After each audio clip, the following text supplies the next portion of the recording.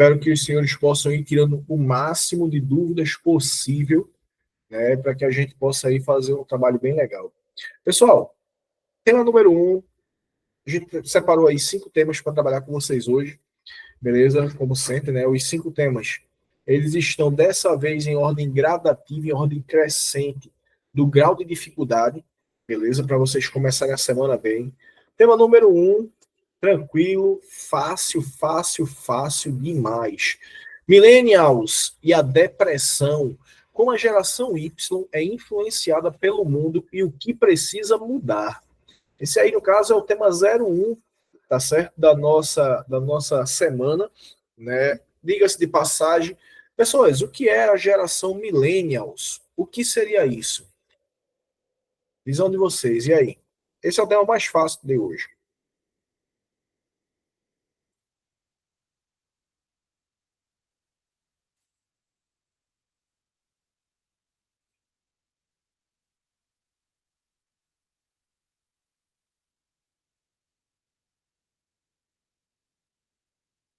Quem sabe?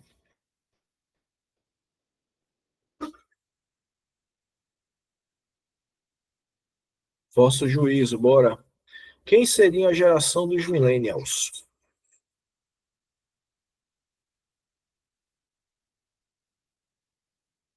Pessoal, anotem aí, por gentileza. Geração millennials são aquelas pessoas que nasceram entre o começo dos anos 80 até o ano de 96. Essa galera aí é chamada de geração Y. Eles têm depressão? Pessoas na faixa etária de vocês possuem depressão ou não? Quer dizer, faixa etária de vocês, entre aspas, né? Alguns de vocês nem millennials são. No caso, alguns aí, os pais de vocês, millennials, galera, eles nasceram no máximo em 96. No máximo em 96. E aí?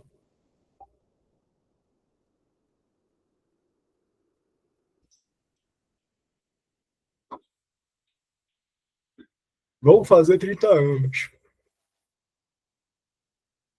Povo. Vai lá, Dudu, Carla. Essa galera reclama muito de depressão, eles são muito moles. Como é isso? Como é que funciona para eles? Galera entre 30 e 43 anos. É uma geração muito chorona. Como é que vocês encaram isso? Alguém aqui tem 30? Quem aqui do grupo tem 30, entre 30 ou mais? E aí, Dudu, manda boa aí, Eduardo. Já que você tem 41, Brenda, não reclama de depressão, não, pelo menos a maioria. Realmente.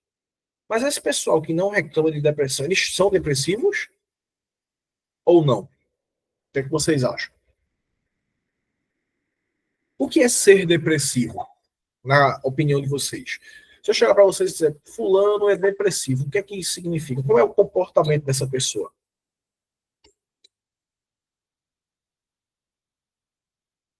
Uma pessoa que é depressiva, como é que ela se comporta?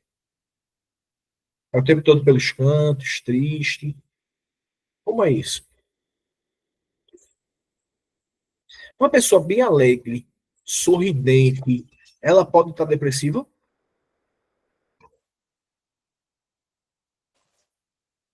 É, essa galera dos anos 2000 é diferente demais, pai. Dá vontade de chorar às vezes.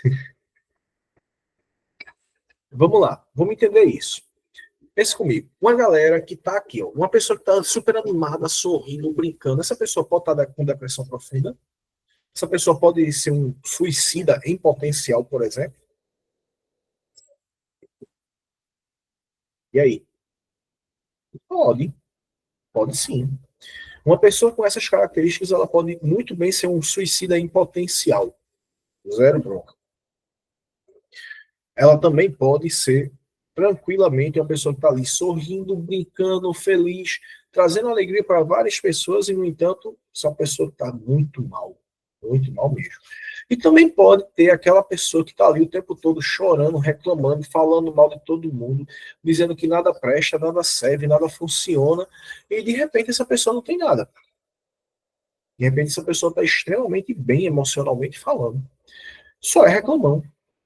Apenas isso. Entende?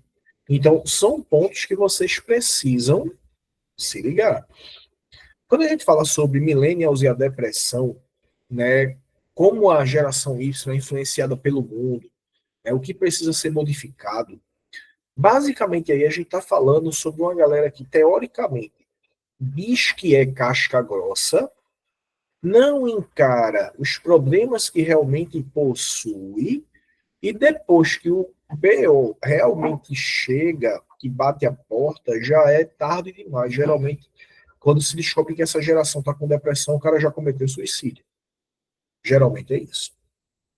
Daí o nível de problema, né, o real grau de criticidade com relação a esse tema, ele vai acontecer por conta disso. O problema é esse. Os millennials, eles não vivem reclamando de depressão. Geralmente o millennial, ele diz que depressão é frescura.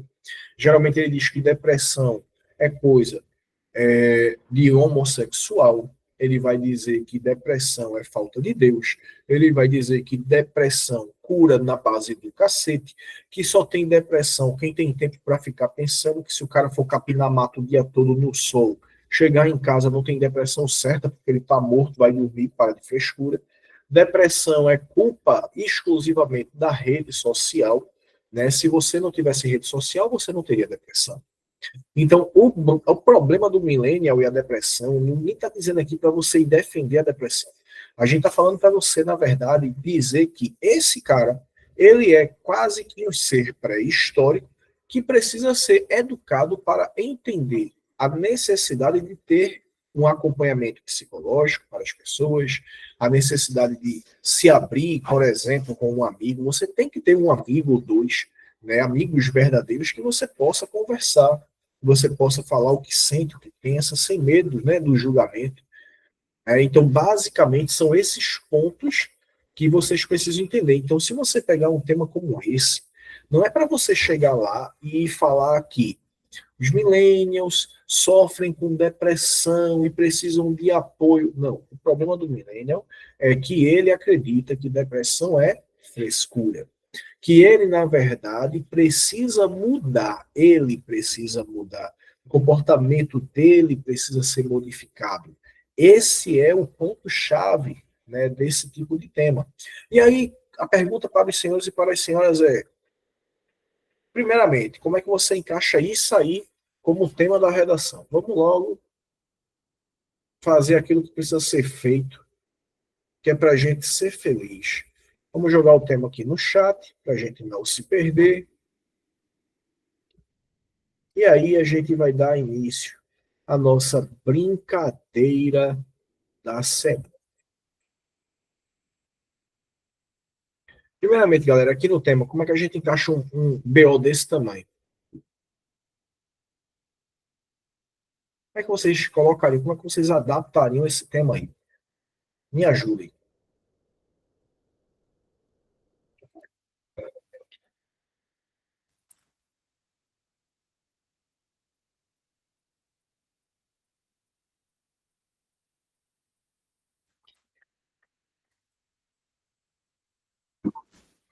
Millennials e a depressão, dá pra gente, no caso, ser mais crítico com relação a isso, Jonathan. Vamos lá, se concentra. Faça de uma forma que comece a aparecer mais. Que mais palavras do tema estejam expostas aí nessa brincadeira. A geração Y são os millennials. É a mesma coisa.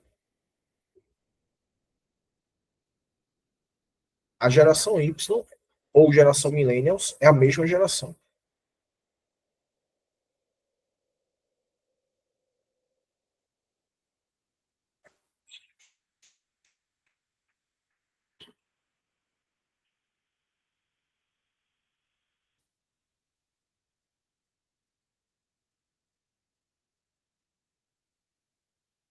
E aí?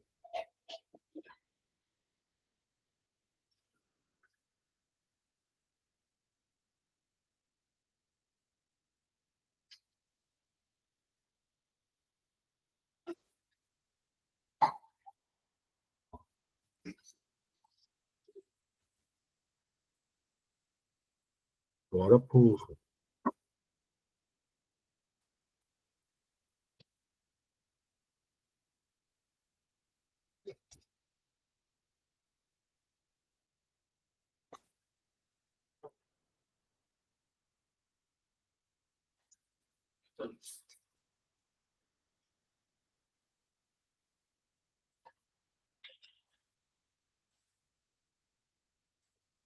Vou dar um exemplo para vocês aí.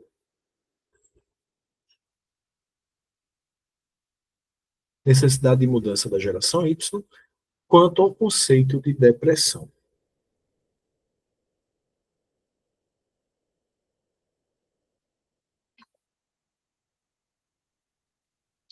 Esse seria o entendimento correto do tema. Percebam que a gente está, na verdade, fazendo sempre esse processo interpretativo.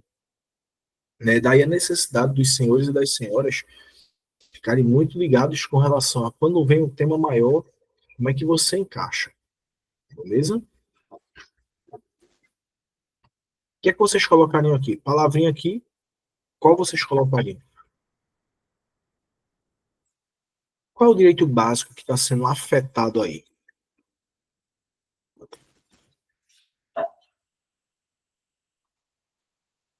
Olhe para o tema. Não, não. Reflita um pouco mais. O problema maior aí está em quê? Saúde boa. Entendeu? Joga saúde. Por que saúde, professor? Porque se vocês observarem com carinho, a gente está, no caso, perdendo a saúde por causa do ponto de vista ou da ignorância de uma pessoa. E você vai dizer, então deveria ser educação.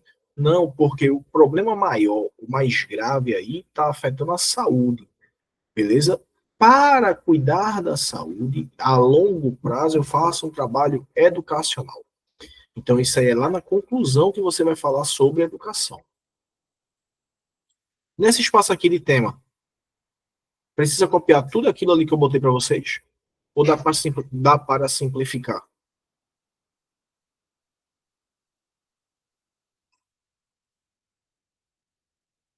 O que é que vocês acham?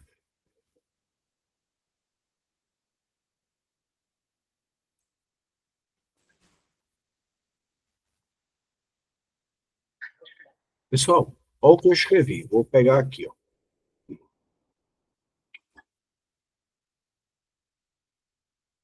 Quero que vocês sintetizem essa frase. Simplifiquem ela. Necessidade de mudança da geração Y quanto ao conceito de depressão.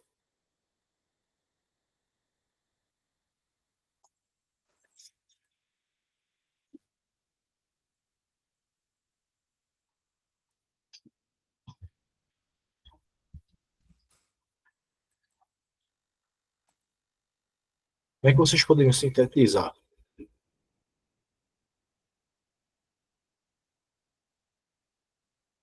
Poderia colocar o tema completo. Não seria prejuízo algum, beleza?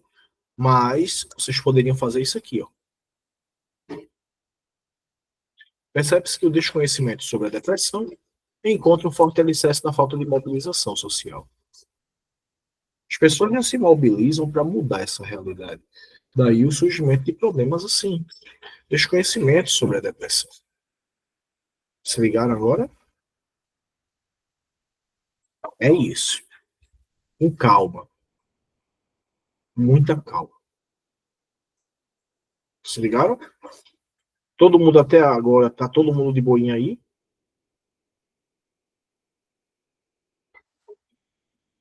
Esse tema aí é um tema tranquilo. Pessoal, alguém poderia abrir o microfone aí e dar um oi aí para mim, por favor? E aí, minha máquina? Beleza, minha máquina. Valeu. Não é porque eu já tava ficando depressivo sem ouvir vocês. Vocês estão vivos? Me ajude, que esse é o tema mais fácil, viu? Tamo por aqui, tamo por aqui. Vocês estão. Todo mundo aqui é da geração Y e tá achando que esse tema aí é doideira. Me ajude. Viu? Eu sei que vocês estudam aí, são novinhos, tudo na flor da idade. Quem tá ficando depressivo sou eu.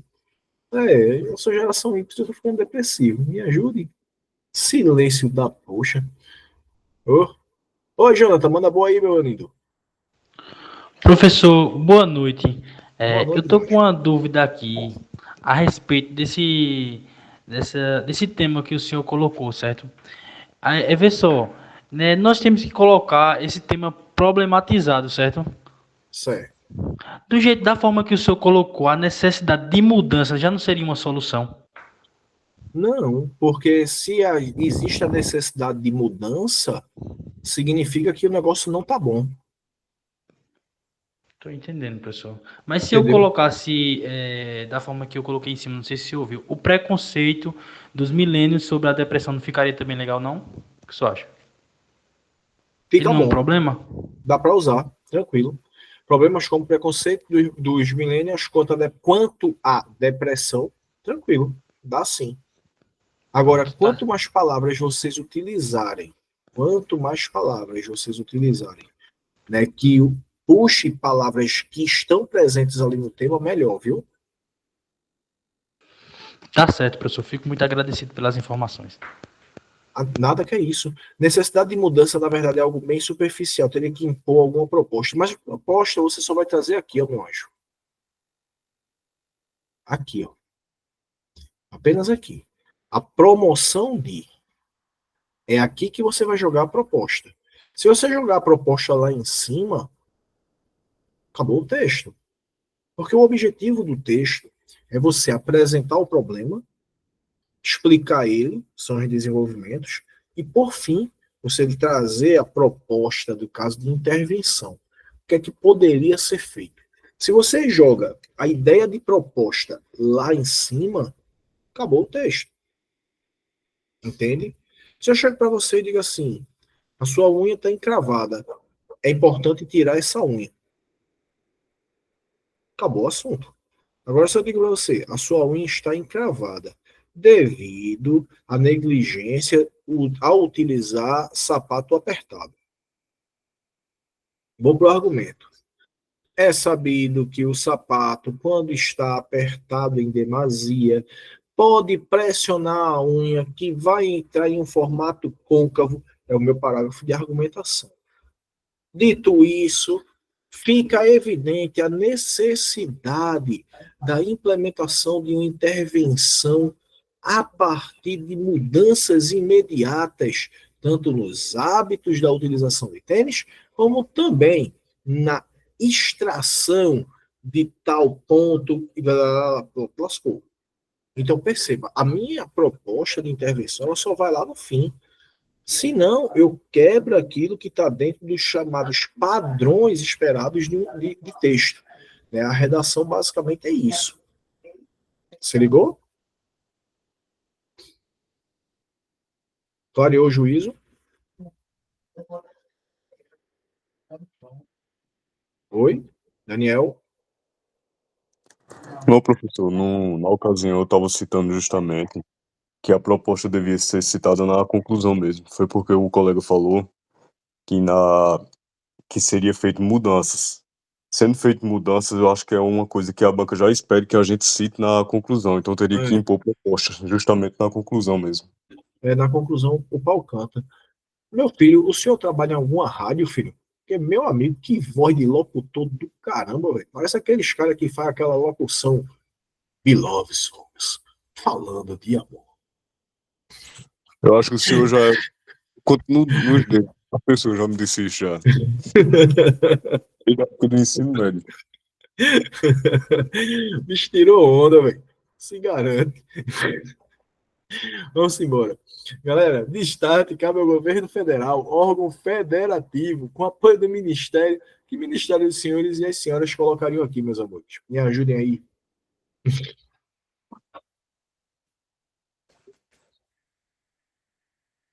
Ministério da Saúde é o melhor. Boa. Quais ações vocês fariam aqui? Como é que a gente poderia combater esse preconceito, como disse o colega, da geração millennials ou da geração Y com relação à depressão? O que a gente poderia fazer para combater isso?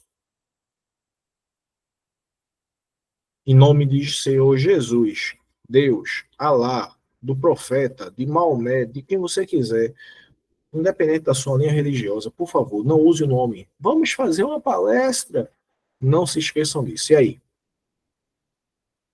O que é que vocês fariam?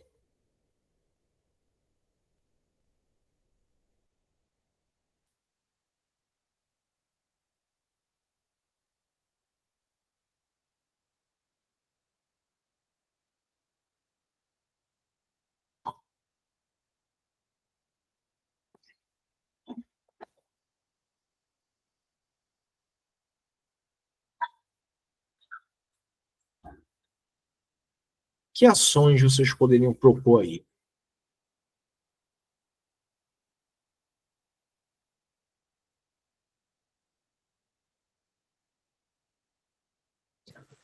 Porra.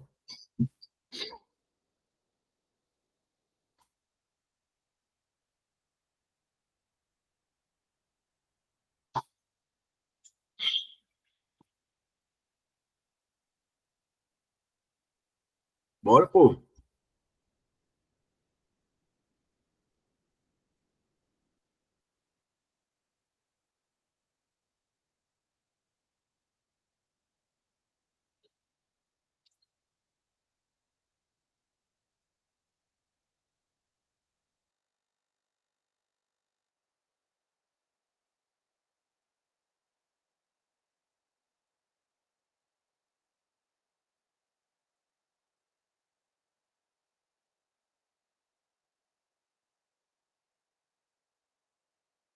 Muito bom.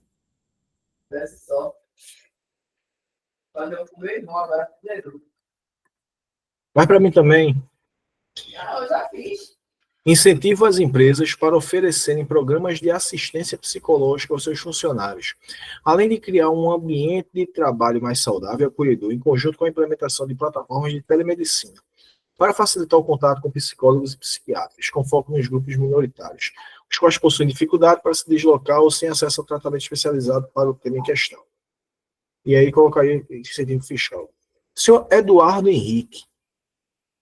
Tá brilhante, velho. Brilhante, brilhante, brilhante. Muito bom, muito bom, muito bom, muito bom.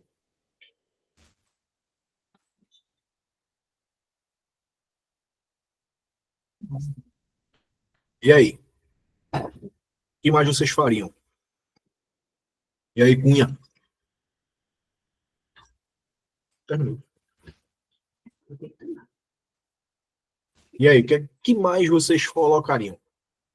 Que outras possibilidades vocês implementariam aí?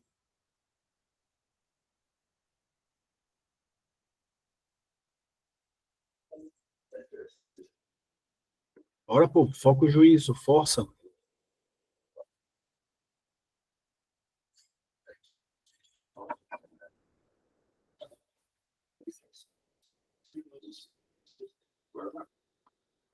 Vocês já pararam para pensar em outras possibilidades? Exemplo, a gente tem aí caso. Oi, Eduardo. Oi, Henrique, manda boa aí, irmão. Ô, Júnior, mas no caso de se eu botasse aqui feito disso no chat, é incentivos fiscais às empresas para oferecer programas de assistência psicológica. No caso, incentivo fiscal serviria para isso? Sim. O incentivo fiscal, na verdade, ele serve para qualquer situação onde uma empresa privada ela possa auxiliar no processo de intervenção, filho. Vamos lá. Supondo que eu quero gerar emprego para jovens de comunidade de periferia. Eu posso gerar um incentivo fiscal. Por que o incentivo fiscal? Porque aquela empresa ela vai ter a obrigatoriedade de fazer o que agora? Dar treinamento para aquele jovem. É mais barato eu dar um incentivo fiscal para uma empresa do que eu pegar agora e montar um local, contratar professor, montar plataforma para botar um monte de gente da comunidade para ter aula. Melhor reduzir imposto da empresa. A empresa vai pegar o boizinho e vai fazer isso tudo por mim. Ela vai criar um ambiente adequado. Ela vai dar o treinamento. Ela vai pegar o boizinho, vai contratar. Acabou o assunto, velho. É ela que está fazendo. Muito melhor do que eu gastar dinheiro fazendo. Incentivo fiscal. Isso é um exemplo. Isso serve para todas as áreas. Todas as áreas. Sempre que eu quiser uma intervenção do lado privado, você vai, no caso, falar sobre a questão do incentivo fiscal. Já se for um programa exclusivamente governamental, aí você faz aquilo que Jackson disse, programas sociais. beleza? Mas a nível privado não é programa social, a nível privado é intervenção fiscal ou incentivo fiscal. É isso que a gente trabalha, beleza? Novo? Galerinha, tema 1, que foi o mais fácil, foi tranquilo, tá todo mundo de boa. Posso ir para o tema 2 para vocês se divertirem? E aí? O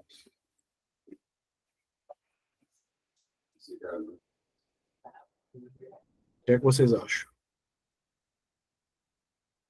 Fortalecimento de ações com foco na promoção da popularidade, DI, a procura de apoio emocional e prevenção ao suicídio. Mas esse fortalecimento de ações, quais seriam essas ações? Tem que ser explicado. Entende? Quando você diz aí fortalecimento de ações, essas ações elas precisam ser ditas. O que é que vai ser feito? Vai ser feito o que é distribuição de panfleto na rua? Vai ser feito a trabalhos, no caso, por mídia digital? Será feito debate em escolas? Será feito a apresentação de grupos de teatro? Será feito incentivo à produção de músicas para o carnaval que abordem a temática? Vai ser o quê? Que ações são essas? Entende? Tem que ser uma coisa mais detalhada. Aí o bicho pega, aí fica filé. Bem mais detalhado. Beleza, Daniel? Suave?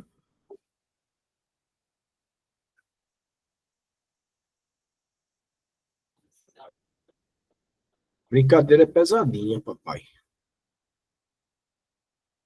Ações através de ligações públicas, como diz que 188, perfeito. Aí você poderia, no caso, se você tivesse colocado isso, já estaria filé. Perceba que você adicionou agora aquilo que faltava. Você explicou que ação seria. Aí é para aplaudir de pé e partir para o abraço. Beleza? Vamos lá. Ó. Tema 2, para a gente se divertir. Filé demais. Desafios para combater o tráfico ilícito de bens culturais brasileiros. Muito bom. Fácil, fácil, fácil. Até vovó escreveria essa. E aí, galera? O que é que vocês sabem sobre esse tema aí? Já ouviram falar em alguma coisa parecida? O que é que vocês sabem sobre?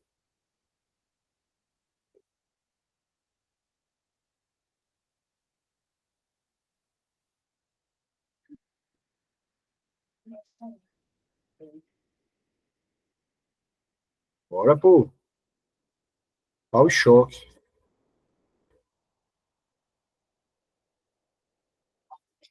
Vosso juízo.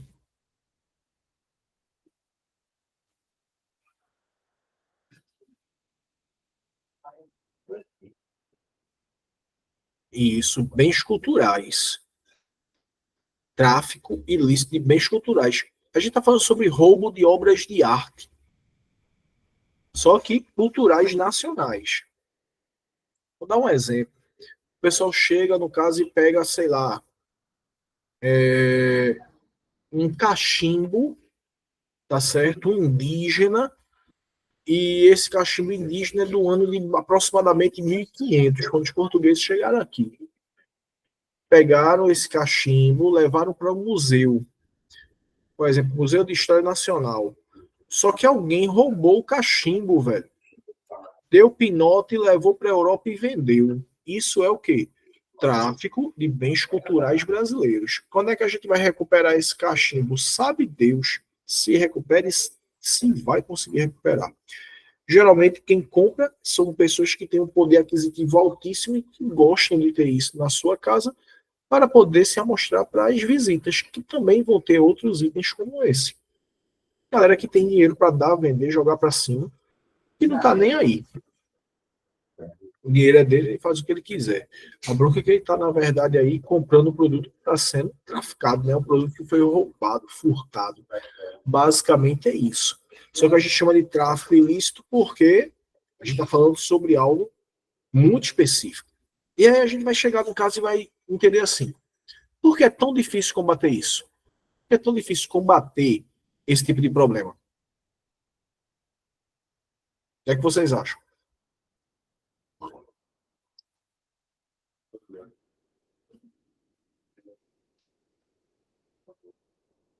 que é que vocês acham?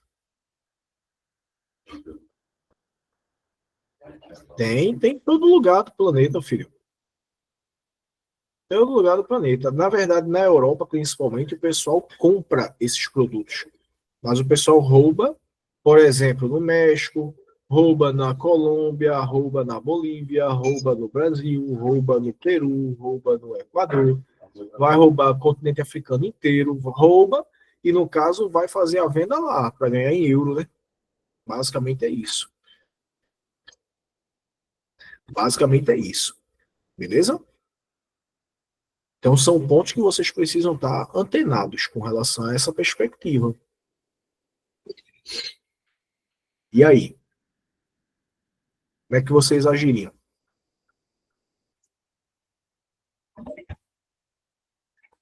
Por que é tão difícil amenizar essa situação?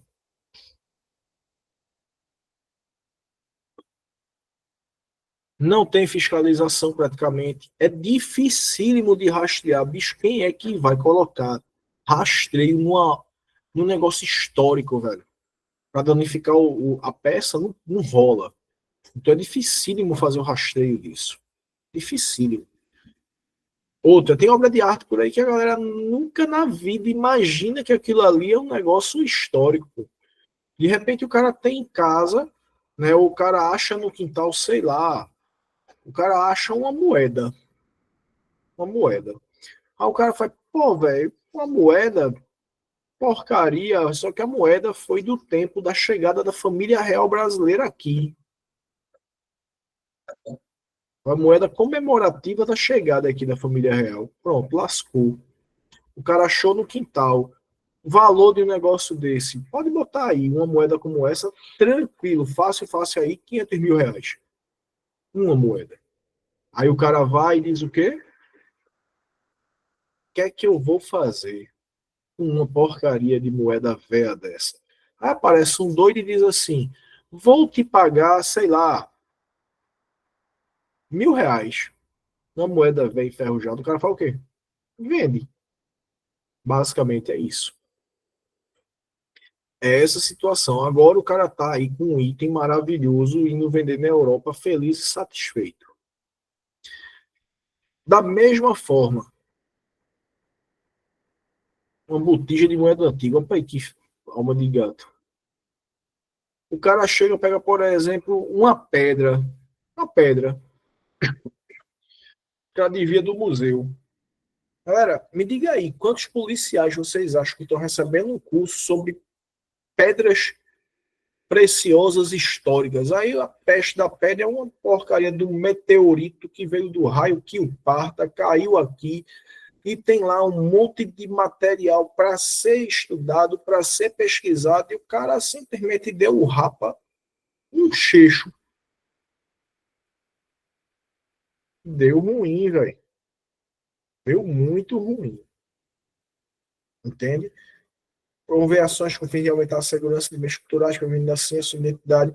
Você tem aí, no caso, vários problemas em si, vários fatores. Ponto número 1. Pedra histórica da Cracolândia. Lá ele. Vai aí, pô. Uma hora dessa, Dudu. Me ajude. Então, assim, a gente tem, no caso, aí vários problemas. O primeiro é a questão da falta de fiscalização. O segundo, falta de efetivo. Supondo que a polícia foi acionada, a gente tem agora o roubo a um museu onde a turma levou um cachimbo indígena de 500 anos. E tem uma Maria da Penha, a mulher tá levando um pau do marido ali. Vocês acham que a viatura deve ir para onde? Adivinha? A gente vai salvar o cachimbo histórico ou a gente vai salvar a mulher que tá levando um fight ali?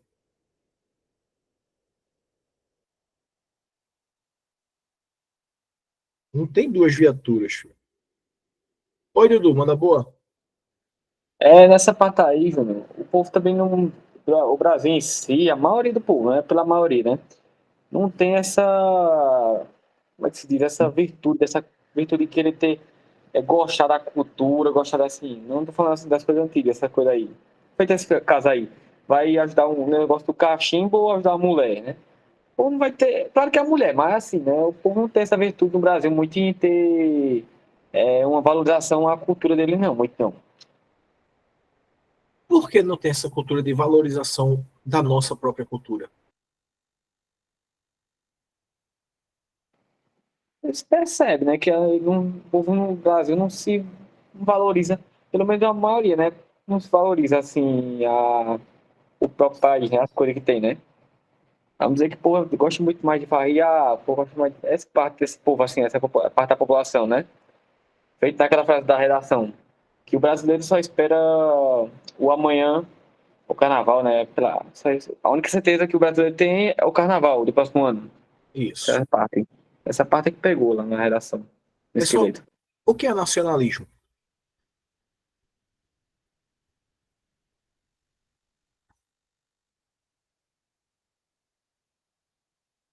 Mas aí, Daniel, é importante a gente conscientizar, sim, né? Na verdade, o termo certo é sensibilizar. Não porque o cara vai parar de roubar, mas porque a gente vai agora mostrar ao povo a importância daquilo. Então, o próprio povo vai evitar comprar. Entende? As pessoas roubam porque tem quem compre. O problema do Brasil não é somente o ladrão. Por exemplo, ladrão do celular, ele é um bandido? É. Ele é um problema para a sociedade? É. Mas o problema maior é quem alimenta esse bandido. Quem é que alimenta esse bandido? É boa parte da população brasileira que acha que é esperta porque está comprando um celular que custaria R$ 2.000, o cara está comprando por 500, ele acha que ele é esperto pra cacete. Ele se acha muito bom, ele se acha incrível.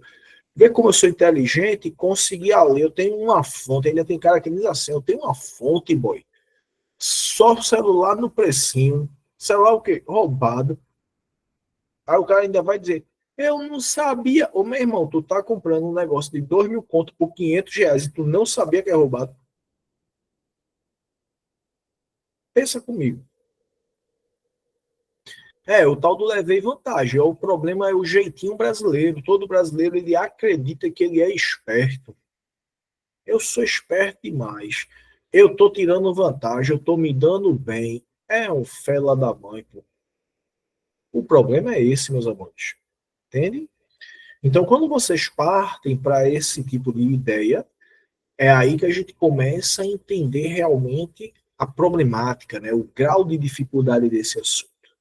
Então, a gente tem aí o processo de sensibilizar, Daniel, que você poderia utilizar por conta disso, para combater o chamado jeitinho brasileiro. Mas o que é ser nacionalista? De maneira em cima, ninguém me respondeu até agora. O que é ser nacionalista? O que é nacionalismo?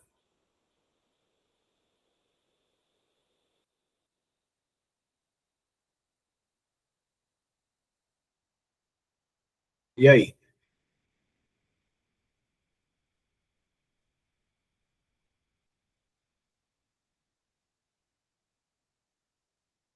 Agora, pô, o que é ser nacionalista?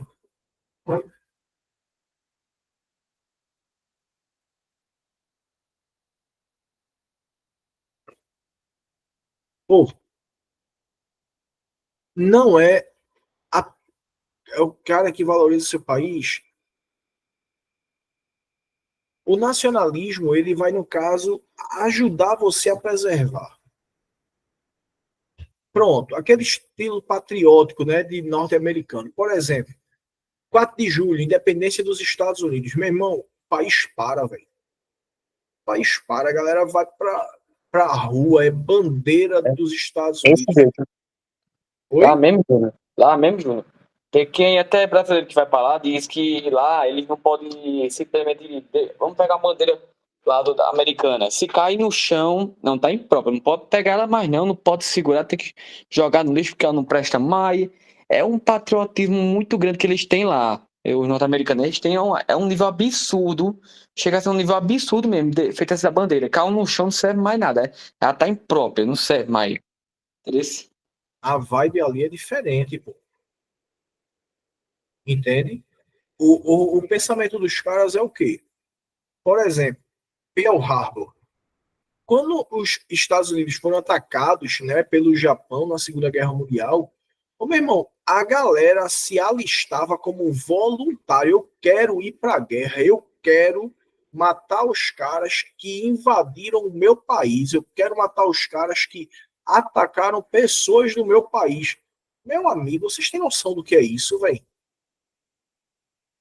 Aqui, se a turma soltar uma bomba e levar uma banda, a turma diz o quê?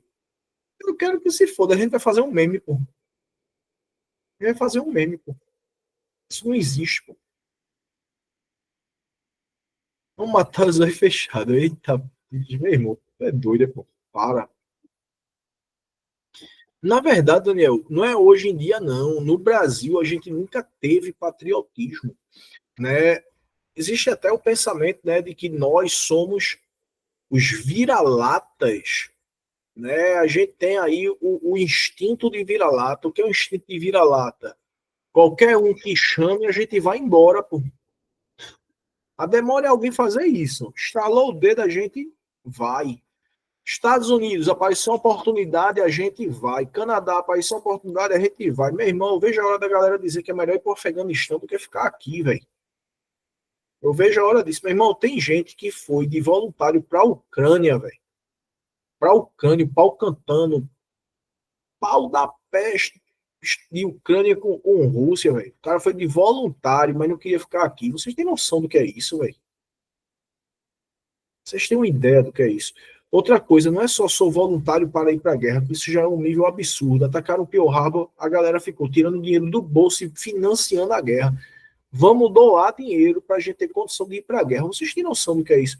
Quantos brasileiros vocês conhecem nesse Brasil velho de guerra que pegaria R$ 1 que fosse para dizer assim, eu vou contribuir? A primeira coisa que eu vou dizer é, eu já pago imposto que só a porra. Quero que se foda. A primeira coisa que a turma ia dizer é isso, pô. Ainda ia ter gente que ia dizer, eu vou dar dinheiro para quê? Essas porra vão morrer mesmo. Estão pensando que guerra vai ser feito com enxada capinando o mato. Vai ser o quê? Campeonato de pintura de meio fio. A turma ainda vai tirar a onda, pô. A turma ainda vai tirar a onda. A turma não para pensar. Entende? Nacionalismo é um conceito, né, que surgiu no Brasil a partir do século XIX, tá bom? Então é uma coisa muito recente, que diz que o problema do brasileiro é que o brasileiro, por não conhecer o Brasil, valoriza outras coisas, valoriza aquilo que vem de fora e não aquilo que nós temos. Exemplo, um monte de gente sonha com Paris, um monte de gente sonha com Paris. Velho, se você chegar na França, Paris é somente um monte de beco, velho. É só um monte de beco, rato que só o caramba. Isso, diga-se de passagem, tem muita sujeira, velho, muita sujeira, é lixo para todo lado. Até porque chega muito turista, a galera é muito mal educada, tá certo? Os franceses também são mal educados nesse sentido de lixo. Ladrão que só a poxa, muito ladrão. E agora que abriram, no caso, as fronteiras aí para países que estão em guerra e chegar refugiado, agora é que tem ladrão que só o caramba ali dentro, velho. Então você tá lá, ladrão, rato, um monte de beco, e pagando caro pra caramba pra conhecer isso, velho. E o pior de tudo é que tu tá conhecendo isso enquanto cheira caatinga, porque a galera lá fede, velho. A galera lá fede, não é pouco não. Pô. Se você tiver a triste ideia de chegar lá no verão, meu amigo, nunca mais você é gente. Se a turma sentar numa loja daquela, a turma fechar a porta para ligar o ar, meu amigo, vocês não têm noção da catástrofe que vai acontecer na sua vida, não. Você é acostumado com o povo brasileiro, que é tudo cheirosinho, tudo no grau, tudo limpinho, meu amigo. Você tem vontade de morrer. Você está por fora do tamanho do problema que você está arranjando para você a nível de nariz. De boa mesmo. Então, assim, a gente não é nacionalista. Beleza? A falta de nacionalismo, o que é a falta de nacionalismo? É a falta de conhecimento sobre nossa história, sobre nossas riquezas, a falta de conhecimento sobre aquilo que nós realmente somos. Isso aí é o problema. Exemplo, qual a fronteira do Brasil do ponto mais alto ao ponto mais baixo no mapa?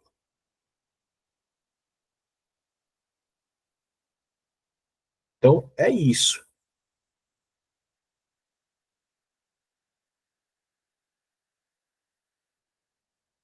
Não acho tanto Correia. Viajei. Quem porra é Correia?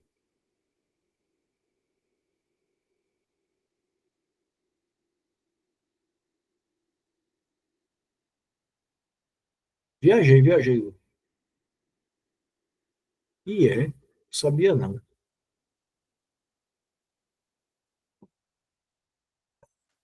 Ah, pô. É Jax. Bicho, na verdade, Dudu, a maioria das coisas, a maioria é ilusão, velho. A maioria é isso. Lógico que tem algumas coisas que não são tanto, mas a maioria é. Se você der uma analisada. Oi, Dudu, manda boa aí. Ah, assim, é foda, pô. Porque Brasil tá foda mesmo. O povo tá correndo porque é muita coisa acontecendo. Por exemplo, agora, o Brasil, o BRICS, né, lá. Não, meio fora, mas vai pegar. O BRICS pegou que é uma moeda para fugir do dólar, né? Aí nessa situação, quem tá defendendo essa moeda também? Claro, né, Lulinha. E o presidente Trump, que vai assumir em janeiro, já afirmou que se o BRICS criar uma moeda para fugir do dólar, tudo que vier dos Estados Unidos, eles vão taxar em 100%. Ou seja, o que vier de lá, dos Estados Unidos para cá, para o Brasil, você vai pagar 100% a mais sobre o produto, né? Agora, o que vão botar ou seja, para todos os países que estão no BRICS ali. Se criar, é o que acontece, né? É muita coisa que acontece, né? Fora os impostos que a gente tá pagando de muito. É de tudo, desde que começou esse novo governo, né? Relaxa, filho. A gente só está passando por isso porque a gente não é nacionalista.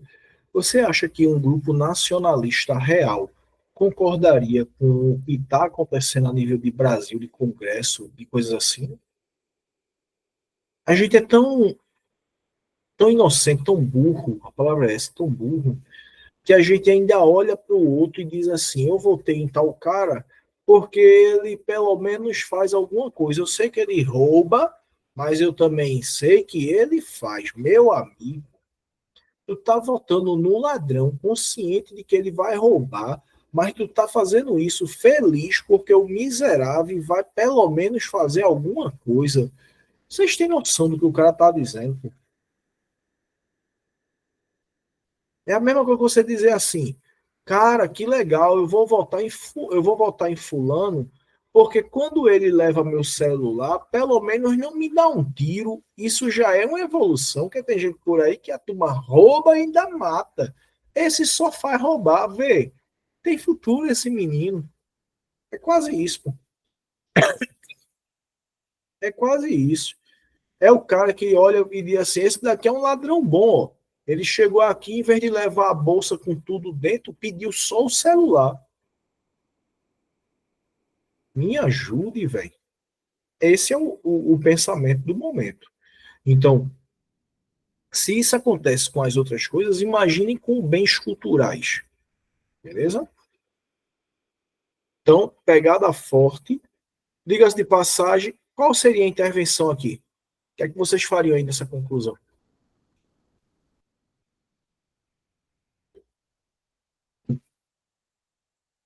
E aí? Essa conclusão vocês colocariam o quê?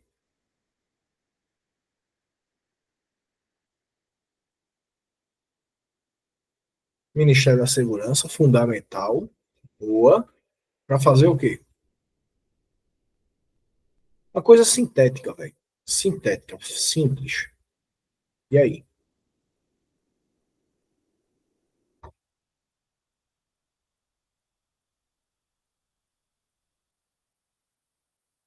O que os senhores e as senhoras fariam?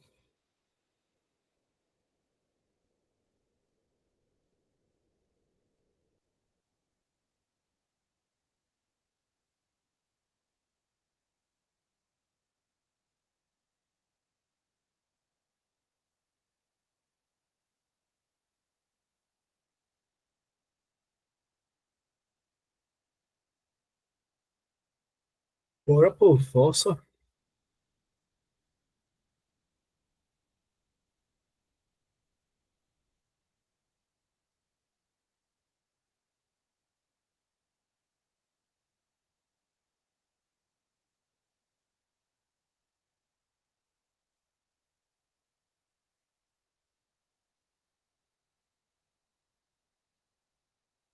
que as senhoras e os senhores fariam? O Ministério da Segurança está certo. O que é que ele vai promover?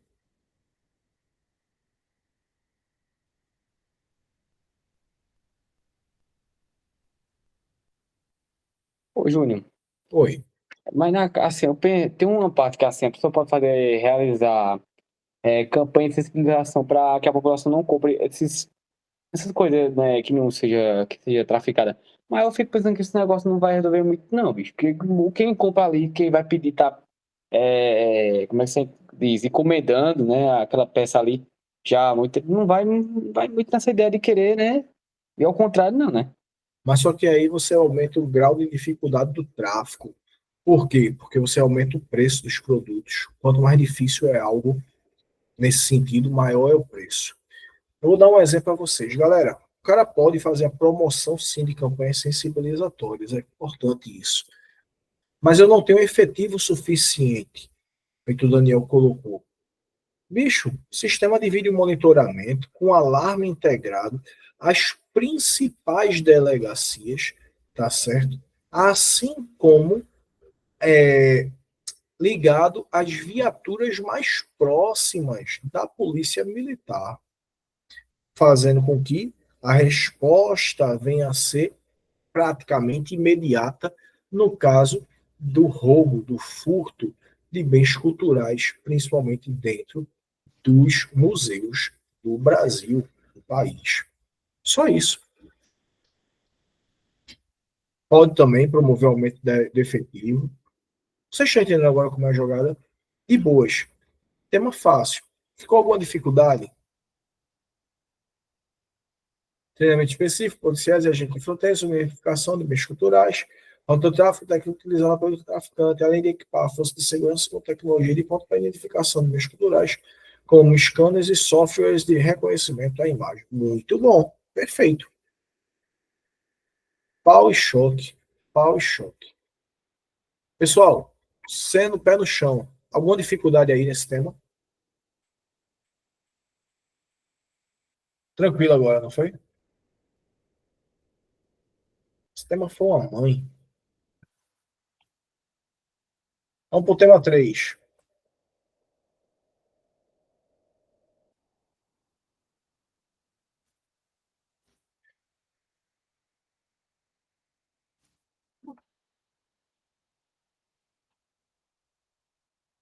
E aí, galerinha? Tráfico de pessoas. Por que é tão difícil combater o tráfico de pessoas?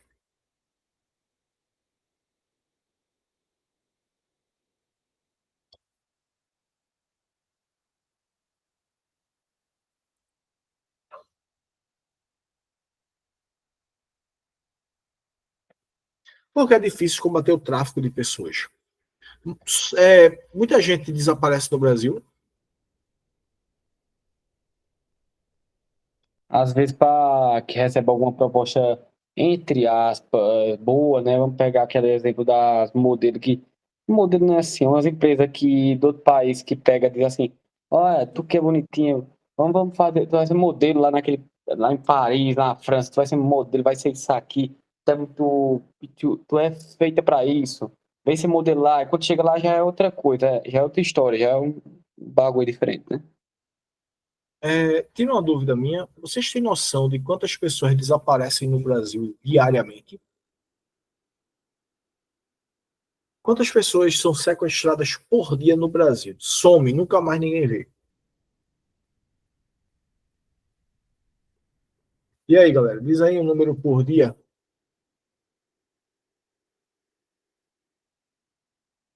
Não, Dudu, tá tranquilo. E aí, eu quero um chute agora de vocês de quantas pessoas desaparecem por dia.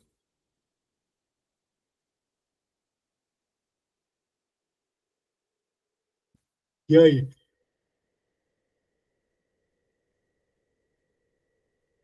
Eduardo, quantas pessoas desaparecem por dia? Jackson, quantas pessoas desaparecem por dia? E aí? Jonathan, e aí? Jackson, chuta aí um número.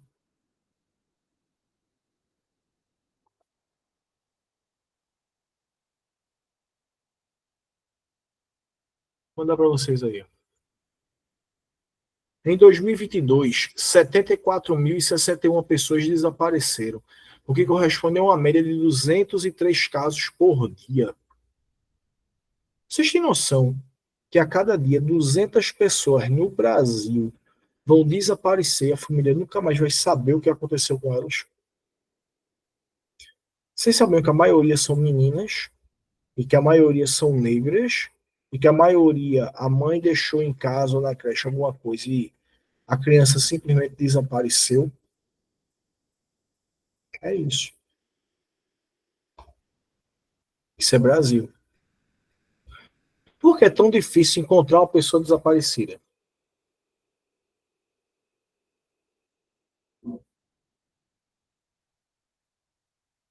Vestígios, alguma coisa assim. Não só isso. É porque não existe comunicação entre os estados. Então, por exemplo, a pessoa foi sequestrada em Pernambuco. Se ela for para Paraíba, ela praticamente não tem noção, o estado da Paraíba não tem noção de que você está lá, que você foi sequestrado e que você está na Paraíba, por exemplo. Falta comunicação. A comunicação é apenas dentro do próprio estado. Então, se você faz uma situação como essa, perto de uma fronteira e desaparece, acabou o assunto. Véio. Ninguém vai achar, não.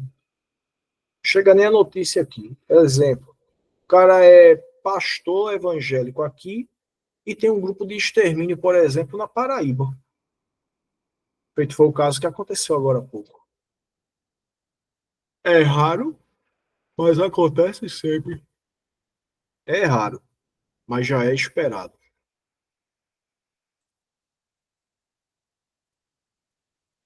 É isso. Tire uma dúvida minha.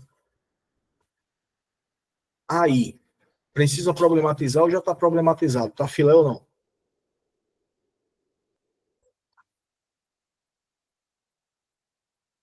E aí?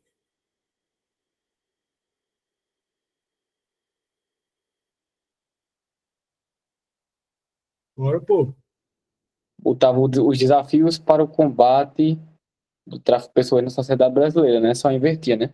só inverte. Fácil, fácil, fácil. E o bom é que você consegue colocar um monte de palavras do tema, o que consequentemente faz a sua nota aumentar. Nunca fique interpretando o tema. Quanto mais palavras do tema você usar, maior vai ser a sua nota. Maior. Muito tranquilo isso. Beleza?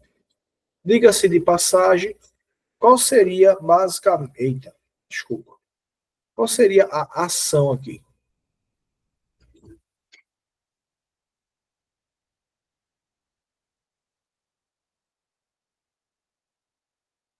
E aí?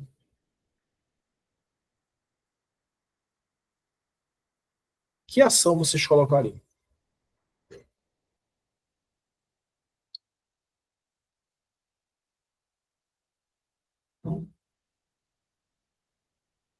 Pessoal, simplifica. Como é que vocês simplificam isso daí?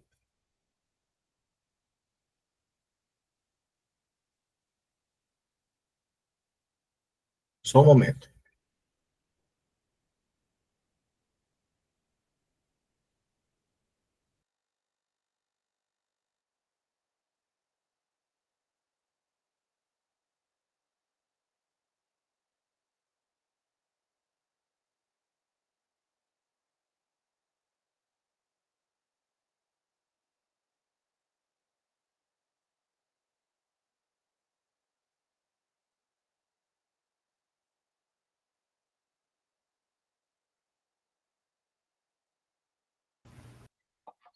E aí, tropa? O que é que vocês colocariam?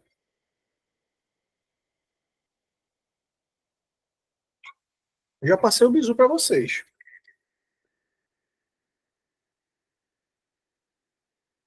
Povo, se liga. Se não tem, se não tem comunicação entre os estados, vocês vão fazer a criação. Deixa eu ler o que Daniel botou aqui, ó. São estratégicas como fortalecimento e implementação, fiscalização para o local. Boa! Primeira coisa que vocês têm que fazer é isso. A questão, no caso, de um cadastro nacional de pessoas desaparecidas, que seja de senso comum a todos os estados da federação. Só aí você já resolveu tudo, pô. Tudo. Redução do tempo para que uma pessoa seja considerada desaparecida, de 48 horas para, por exemplo, 12 horas. Exemplo. Se você, no caso, tem uma pessoa, aquela pessoa desaparece, esperar 12 horas já é um absurdo. Imagine esperar 48, filho.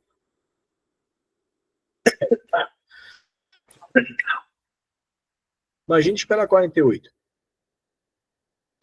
Não tem sentido. Mas no Brasil, a pessoa só é considerada desaparecida após 48 horas. Outro detalhe. Você juntar na Força de Segurança Pública. Pessoal, tenham bom senso. Geralmente, quando uma menina de 13 anos por aí desaparece, a galera costuma dizer que ela tá onde?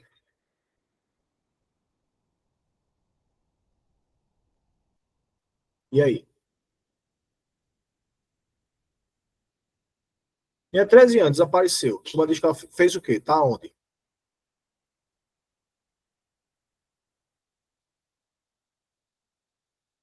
Tá na casa do boizinho. Tá fazendo safadeza. Galera, é esse pensamento que faz com que 200 e poucas pessoas por dia desapareçam no Brasil. Vocês sabiam que em algumas delegacias já foi denunciado, denunciado constantemente. Policiais civis, eles se recusam a fazer o boletim de ocorrência porque geralmente eles costumam dizer para a mãe e para o pai que isso é besteira, que é melhor procurar na casa de algum namoradinho, porque essa menina não está desaparecida. E geralmente essas pessoas nunca são encontradas. Basicamente é isso. Então, pessoal, se ela tá brincando no parquinho, isso é um problema dela e da família dela. Cabe a gente, cabe a quem é da segurança pública fazer o quê? Ir atrás, pô. Buscar. Prende, se for uma pessoa maior de idade em flagrante, e a menina, condução para o conselho tutelar. Vamos ver aí o que foi que rolou. É isso. Não tem outro caminho. Não tem outro caminho. É sempre assim e é essa a nossa melhor opção.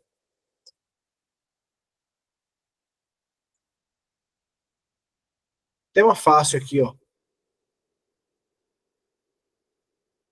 O impacto da heteronormatividade compulsória nas escolhas afetivas. Galera, o que danado é isso? O que é que isso aí tá rolando?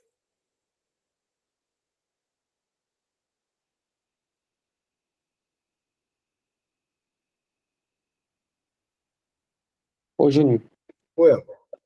no caso, se fosse botar assim, nesse último agora que foi de tráfico de pessoa, eu poderia criticar o Estado, dizer assim, não tipo assim, para O fazer senhor leis pode mais criticar o rigorosas, Estado, botar para lascar no Estado, desde que o senhor tenha comprovação.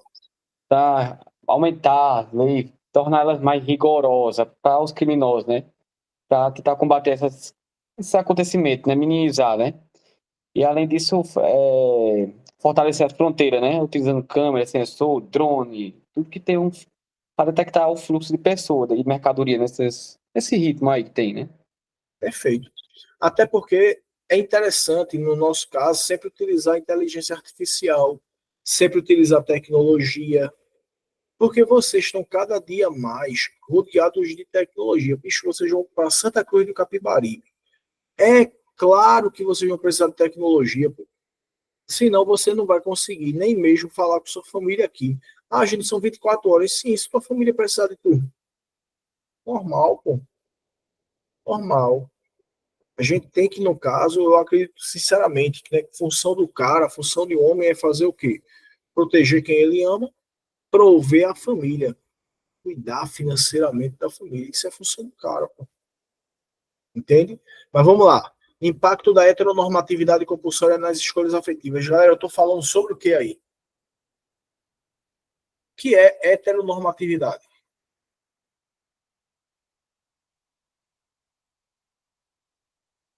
E aí? Falei de heteronormatividade. Na verdade, estou falando sobre o quê?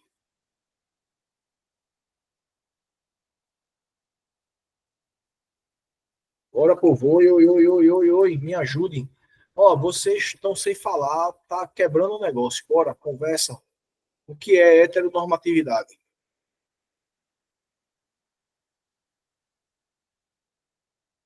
Galera, qual é a relação entre duas pessoas que vocês chamam, no caso, de normal? O que é uma família, não? O que é uma relação entre duas pessoas? Como assim, heteronormatividade compulsória? O que seria isso?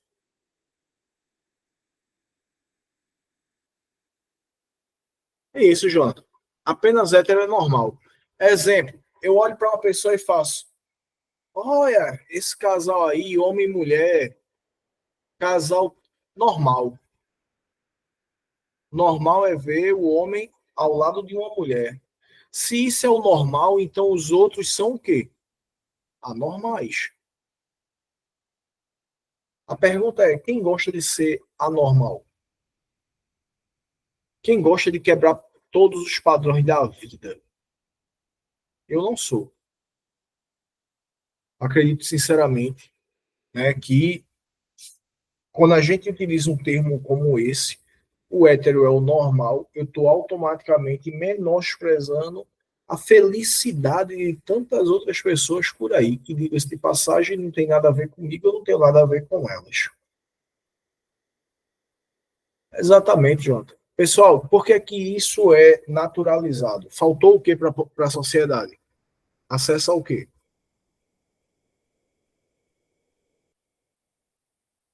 Educação, velho. Boa, Daniel. Acabou o estresse. Na conclusão, a educação vai fazer o que com você? O que é que vocês vão utilizar na base da educação? Vai promover o que agora?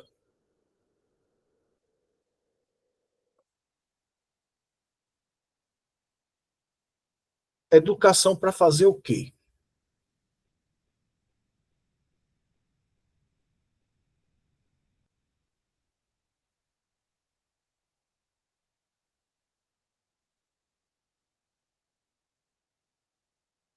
Bora, povo.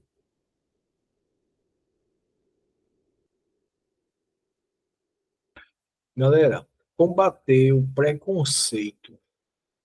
Essa é a chave. Combater o preconceito. Como assim? Como é que eu combato o preconceito? O que é que vocês dizem para pai?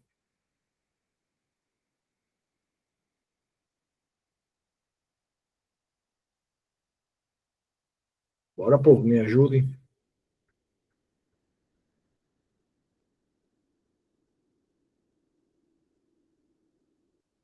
Educação, sim. O que vocês fariam?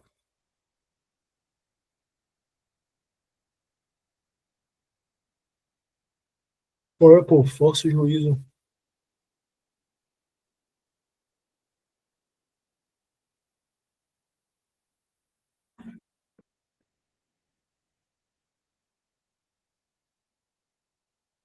Daniel, sobrou para tu. E aí?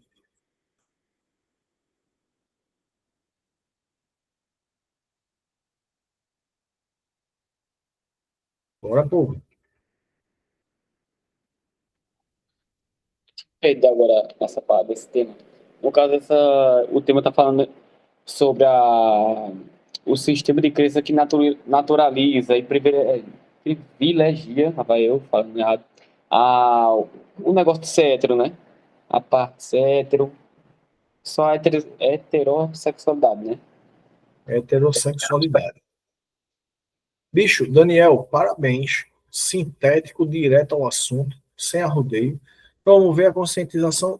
Tira esse nome conscientizada, Daniel. Usa sensibilizar.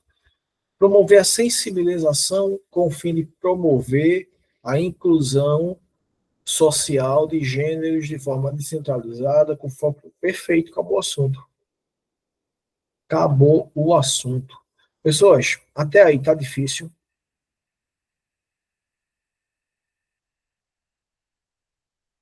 Então vamos se divertir. Dificuldades nos transtornos específicos de aprendizagem. Descalculia, dispraxia, dislexia, disfasia, disortografia, digrafia. Tema para desafio. Desafios enfrentados pelas escolas brasileiras para a inclusão de alunos com transtorno de aprendizado. Galera, os senhores têm 2 minutos para me surpreender. Eu vou fazer o seguinte, eu vou facilitar a vida dos senhores e das senhoras, vocês estão muito calados. Eu vou fechar meu áudio, vou fechar minha imagem e vou dar de relógio 2 minutos para os senhores debaterem e me dizerem o que é que vocês falariam se fosse hoje o tema e a redação oficial e caísse esse tema. O que é que vocês fariam? 2 minutos de relógio. Bora. Tá valendo.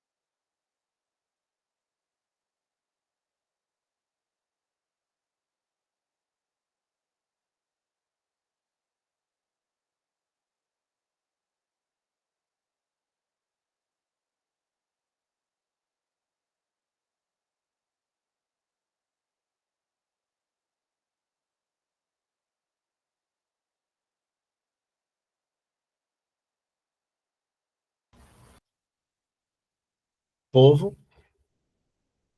E aí? Falaram alguma coisa? Alguém falou alguma coisa? Em nome do grande de Jeová, de Jesus, de Buda, Vishnu, qualquer um. Oi? Ainda não. Aí vocês me quebram, velho. Bora, povo, se anima aí. Vocês estão muito calados, velho. Vocês têm que falar, pô. Ô, bicho, vocês vão fazer um concurso para uma área que exige que vocês falem. Imagina, pô, você lá, GCM, você lá, policial, você lá, autoridade, e o pau cantando, por exemplo, num bar, ou então tá lá, som alto. Aí você chega lá e faz o quê? Nada, porque o senhor não consegue falar. Você vai dizer, meu Deus, como é que eu vou falar com esse tipo de gente? O pessoal bebe muito. Porra, vocês estão de brincadeira, pô. Não tem coragem de falar, vai ter coragem de bater, cacete. Para, pô. Me ajude, se ajudem, bora. Vou dar 1 minuto. Claro, Dudu, fale. E vamos ver se os colegas desenrolam. Eu ia falar agora, mas eu tava esperando o Daniel aí. Ministério da Educação e promover ações que visem melhorar a acessibilidade, como atendimento especializado para pessoas com transtorno. Boa. Mas como é que eu vou fazer esse atendimento? Implementação de leis que fosse obrigatória em qualquer rede de ensino, educação. Na verdade, essa lei já existe, Jonathan. Já existe, só que a galera não faz, pô.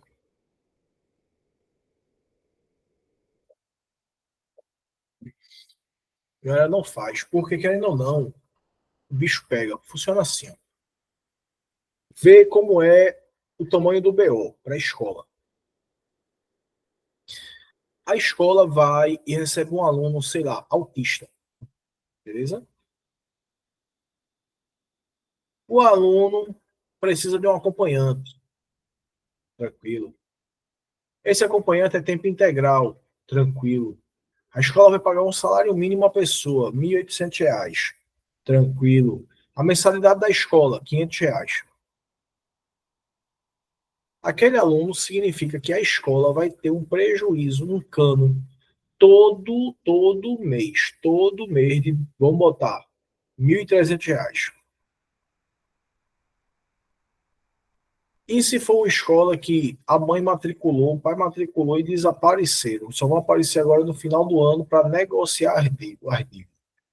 Imagina você esticar todo mês, R$ 1.800 a R$ 2.000, simplesmente para poder pagar uma pessoa para ficar tomando conta de um menino que é autista, que na verdade o menino pagaria, por exemplo, R$ 500. Vê que rolo. Oi, Dudu, manda boa. Se fosse na parte de misturar a tecnologia com o básico, que é trazer profissionais, né? Feito a gente fazia nas outras conclusões, que seria disponibilizar recurso pedagógico adequado, como livros, materiais didáticos e softwares especializados para esse problema, esses desafios, né? Não Além de, apenas isso. além de contratar uns psicopedagogos e terapeutas ocupacionais. Essa galera não está preparada para isso. Nem sempre. Aí teria muito mais, ficaria muito vazio essa conclusão, né? Se fosse nessa pegada. A última parte, sim. Tudo que você falou está perfeito. Com exceção do profissional. Profissional aí, o que tem que acontecer aqui é a equipe de professores precisa ser treinada e qualificada para tal. Entende? Exemplo. O cara, no caso, ele sei lá, deixa eu ver aqui um exemplo bem básico. Professor, ele chega na faculdade, né, zerado. Aí ele vai para a faculdade com curso de licenciatura. Bicho, o cara vai chegar e vai começar a estudar, por exemplo, um cara feito Piaget. Vocês já ouviram falar desse cara, Piaget? Alguém aqui já ouviu falar desse cara, Piaget? Não, né? Um dos principais filósofos educacionais do planeta. O que foi que Piaget fez? Piaget pegou um grupo de 15 estudantes de famílias tradicionais, todo mundo mega rico, que já vinha estudando nas melhores escolas da Europa. Aí pegou um grupo de 15 caras, trancou no lugar e começou a dar aula para eles. Aí, de acordo com aquilo que os caras acertavam nas provas, ele sabia o que é que ele tinha feito, se tinha dado certo ou dado errado. Ô, bicho, e criou a teoria do caso dele.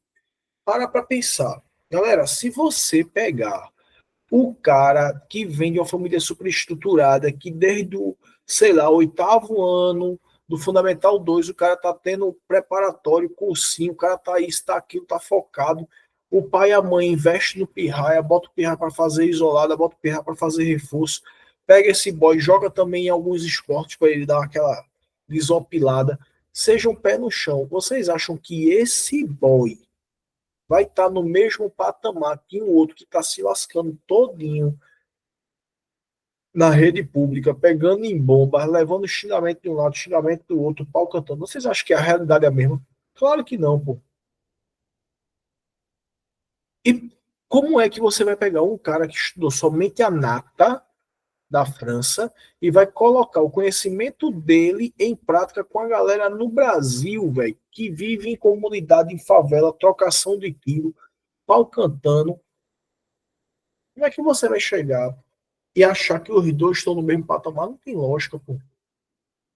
A mesma coisa. O que é que eu estou querendo dizer com isso? O professor, ele não está preparado.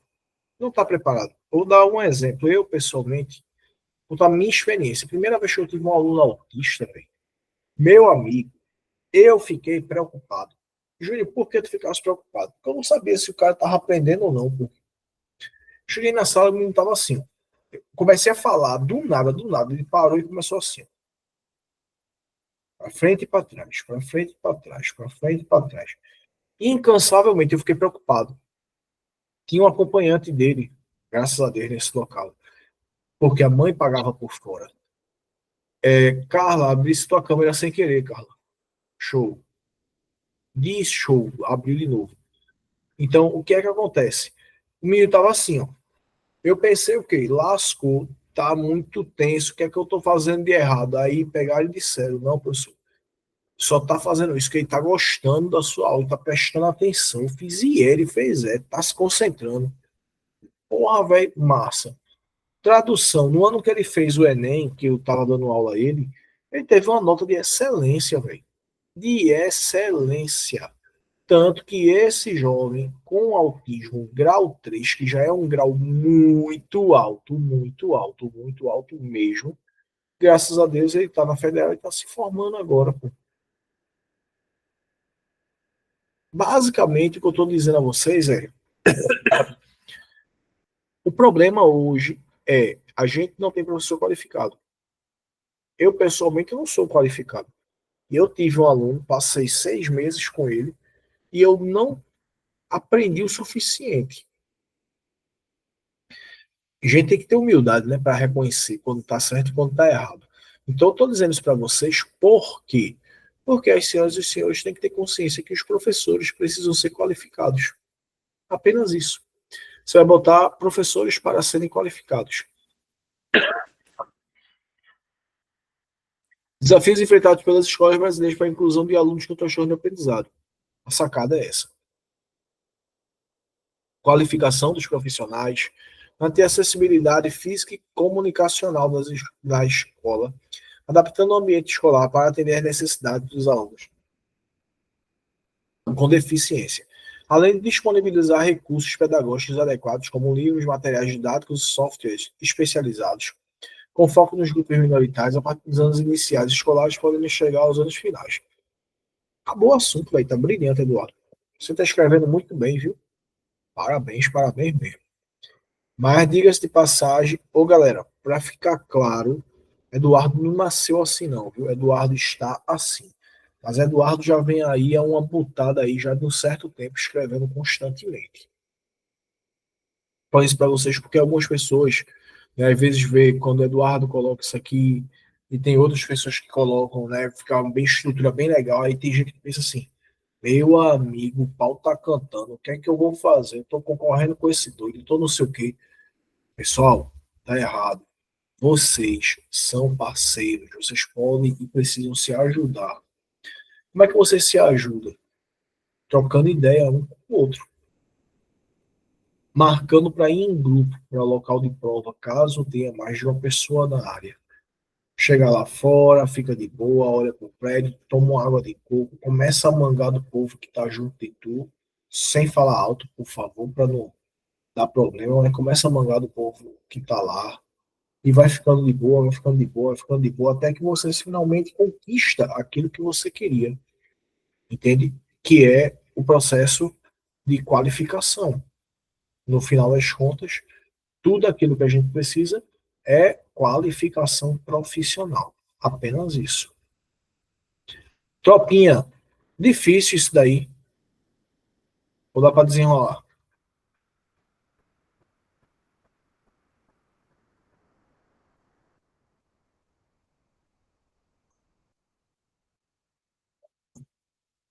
Beleza. Cobrarei dos senhores e das senhoras. Pessoal, a fé em Deus não os faz crer no invisível, ver o invisível e realizar o impossível. A fé em Deus nos faz crer no incrível, ver o invisível e realizar o impossível. Diga-se de passagem, a partir de agora, novidade para os senhores e para as senhoras, vou fazer de tudo para ficar gravando aula, tá certo? Amanhã estarei disponibilizando essa aula para os senhores e para as senhoras. Essa aula vai ficar travada lá no meu Drive. Vocês, quando solicitarem, eu vou, no caso, mandar um link para vocês. Vocês vão simplesmente clicar no link, vão pedir acesso no e-mail e eu vou liberar o acesso para você poder usar o link. Beleza? Observação, não precisa pedir no meu privado. Pode botar lá no grupo que eu vou mandar lá para vocês. Mas só adianta amanhã, porque a aula, no caso, ela vai demorar a subir. Beleza? Mas a partir de agora, senhoras e senhores, vocês têm aula também sendo gravada para vocês, para facilitar o processo de compreensão e para que você possa revisar quantas vezes vocês quiserem. Beleza, tropa?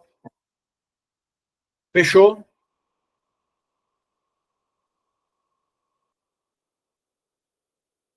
Cheiro no coração, tropinha.